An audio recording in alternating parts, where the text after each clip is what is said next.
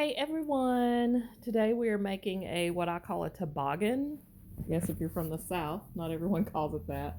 A hat, a beanie, um, and we're replicating a knit rib by doing half double crochet in the back loop only. We'll be crocheting a rectangle that we cinch at one end to round out the top. Now I'm doing a 17-inch rectangle, um, which has me chaining around 70 stitches. So you just need to find out the length for your head. I have a larger head than most. So if you don't want to measure, I would say maybe chain 50 and hold the chain lengthwise up to your head and see how you feel about it. This is worsted weight yarn, so I am using an eye hook. You can use any weight yarn, you just have to chain the amount of stitches that gets it tall enough to fit on your head and give you the amount of brim that you want. Like I said, mine's around 70. And some people don't like a brim at all. So if you just want a beanie, maybe you could get away with 30 stitches. Okay, so I've chained, and you can see it's a long chain because I have a big head and I want that extra brim.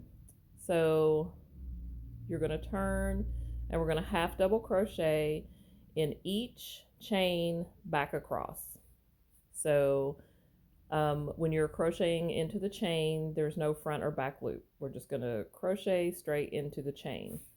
Now, if I was doing something that needed to stretch around, I would have done a chainless foundation stitch instead of a chain, because a chain doesn't stretch. But because the chain will be running the length of the hat and not the width, we'll just be crocheting or sewing into it to close up the hat. It doesn't need to stretch at all. So you can see how crochet likes to curl in the beginning until you get some weight on it. That is normal. If you want to, you could steam it at this point and it'll flatten out and you won't have to deal with that. But you just keep going, and the weight of the other yarn that you put into it will pull it straight and it will be just fine. Okay, so we're going to crochet all the way across till you get to the other end.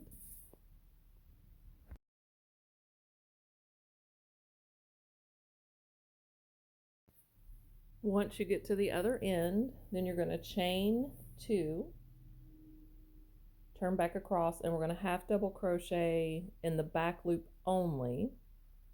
So as you can see here, you have a front of the V and the back of the V. We're going into the back of the V and then doing our half double. So you yarn over, go in, pull up your loop. You'll have 3 loops, and then yarn over and pull through all 3. And now we're going to do that all the way to the end and back and forth until the hat measures enough stitches to fit your head securely, or however you want it to fit. If you don't like a tight fit at all, then maybe you don't want it to be snug. Maybe you want positive ease. So you can see here the back loop. See the front of the V, the back of the V, and we're going into the back of the V, and that's what gives you that ribbed look. Now, the thing that makes this so fun with a long color changing self-striping yarn is that crochet eats up about 1.5 times the amount of yarn that knitting does. So if you were knitting this hat, you would probably get 2 to 3 rows, maybe 4 rows of one color. But crochet eats it at a faster rate. So you get like a stripe of each color. If the color that I'm using here doesn't change as much as some of the other colorways. This hat, I'm just using some scraps that I have, but you can see in the sample that I'm wearing in the picture how you get about a color per stripe. But it really doesn't matter what you're using. It all turns out beautifully. So I'm just showing you here again. We're going into the back of the V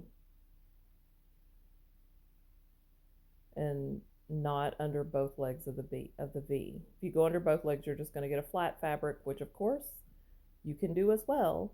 I'm just trying to replicate the look of a rib. So here you can see the entire piece. And I put in some other scraps. There's 3 or 4 little tidbits of yarn that I had. So we're just going to seam up the side here, and you'll have a tube. So you just take a tapestry needle and thread your tail. When you cut it, leave a long enough tail to sew the length of the hat. And then you see here you have a tube that will fit onto your head. And you can tell before you sew if it'll fit or not. So just try it on.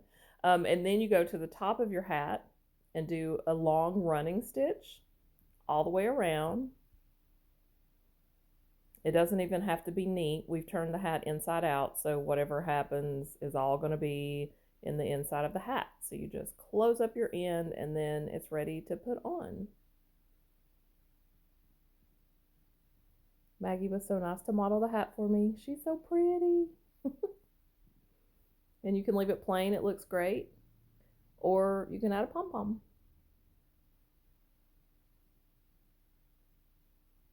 Either way, it looks fantastic.